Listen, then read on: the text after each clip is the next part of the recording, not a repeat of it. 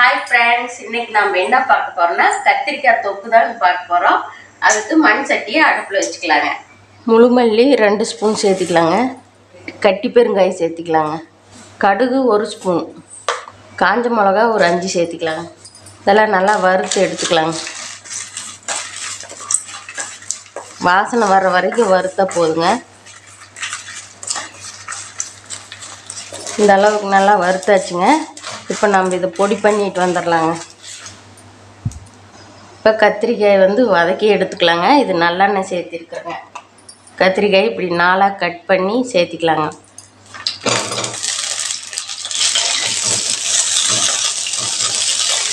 நல்லா இப்படி எண்ணெயிலேயே கொஞ்ச நேரம் நல்லா வதக்கி விட்டுறலாங்க. கத்திரிக்காய் இந்த அளவுக்கு நல்லா வதங்கி வந்துருச்சுங்க. இப்போ வேறு தட்டுக்கு மாற்றிக்கலாங்க. இதுலேயே எண்ணெய் இன்னும் கொஞ்சம் கூடுதலாக சேர்த்திக்கலாங்க. தொக்குங்கிறதுனால எண்ணெய் கொஞ்சம் சேர்த்தியே விடணுங்க. சீரகம் ஒரு 1/4 ஸ்பூன் போட்டுக்கலாங்க. கடுகு 1/4 ஸ்பூன். கடுகு வெடிச்சதையும் பூண்டு ஒரு 10 பல் நல்லா கட் பண்ணி சேர்த்திக்கலாங்க. கருவேப்பிலை ஒரு 2 சேர்த்துக்கலாங்க. சின்ன வெங்காயம் சேர்த்துக்கலாங்க. 10 சேர்த்திருக்குறேங்க. இதை நல்லா கலந்து விட்டுறலாங்க.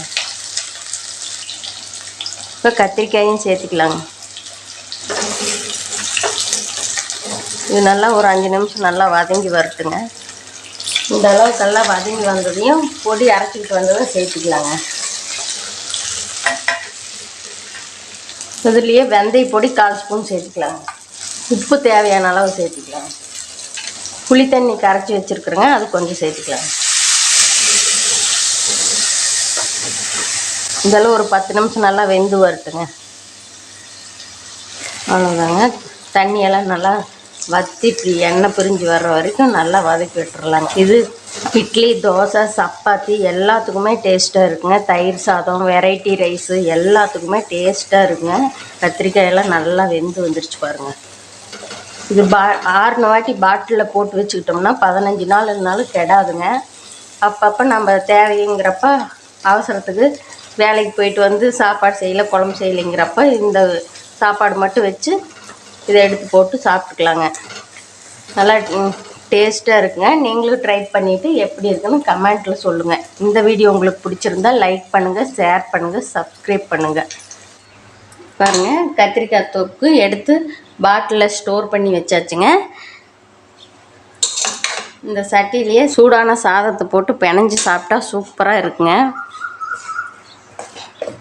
பாருங்கள், அந்த காலத்தில் எங்கள் பாட்டியெல்லாம் இப்படி தாங்க சட்டியில் போட்டு கலந்து கொடுப்பாங்க.